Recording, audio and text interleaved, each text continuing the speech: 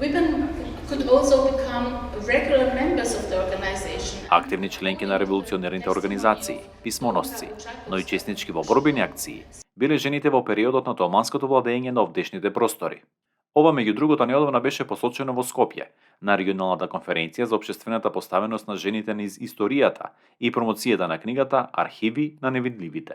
Изучувањето на жените во историјата и историографијата е навистина нешто на кое што се почнало можеби да се работи во некој период, меѓутоа таа приказна не е завршена и дефинитивно треба да се работи повеќе за улогата на жените или пак женските движења. Историчарките со кои разговаравме сметаат дека позицијата на жената на Балканот е подобрена во однос на минатото, но се уште има сериозни проблеми. Некако се вртиме у круг и нажалост Некако се вртиме во круг.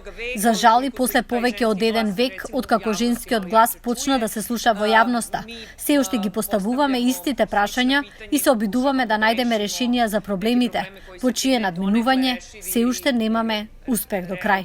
Сепак, родовиот јас низ годините не се случувал само на овдешните простори. Не многу одамна, состојбите и во Швајцарија на тоа поле не биле солидни. До пред до 88 година, например, жените не беа воопшто равноправни. Не можеа, например, да купуваат некои поскапи работи без подпис на мажот. Мораа да живеат со мажот заедно во стан, не можеа или мораа исто, ако сака да работат, да имаат согласност на мажот. Денешното општество претежно и овозможува на жената да работи, но проблемот е во вреднувањето на трудот. Секогаш, ако гледате во историјата, секогаш е така што ако во една бранша работат повеќе жени, одма примањата се намалуваат. И сега тоа е прашање на јајце и на кокошка.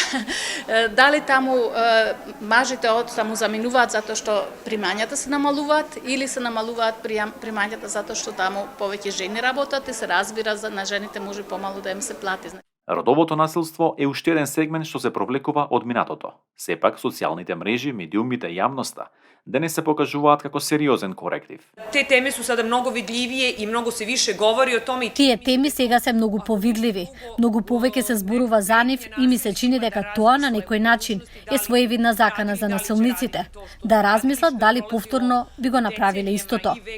Со децении и векови тој проблем остануваше под радарот и жените го преживуваа сами или со своите најблиски. Нашите соговорнички се категорични. Регионот треба да ја напушти родовата подреденост од минатото и да воведе крупни општествени промени. Родовата перцепција во носењето на политиките, во науката, во истражувањата и така натаму, да не редам сега книжевноста и така натаму, дефинитивно треба да се подобри со стратешко пристапување кон оваквите промени. Мислам дека може да се сменат единствено нештата. За Гласот на Америка, Тоше Огњанов.